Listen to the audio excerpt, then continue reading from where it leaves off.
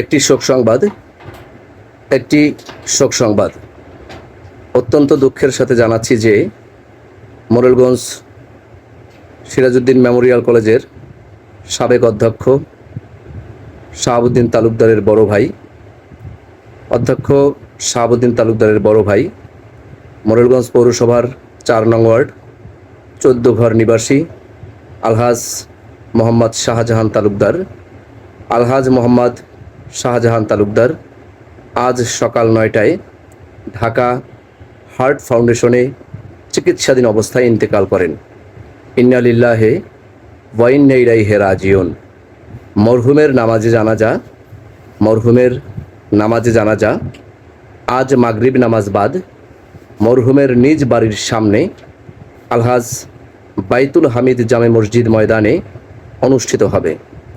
মরহুমের নামাজে জানাজায় সকল ধর্মপ্রাণ মুসলমান ভাইদের শরীক থাকার জন্য বিশেষভাবে অনুরোধ করা যাচ্ছে।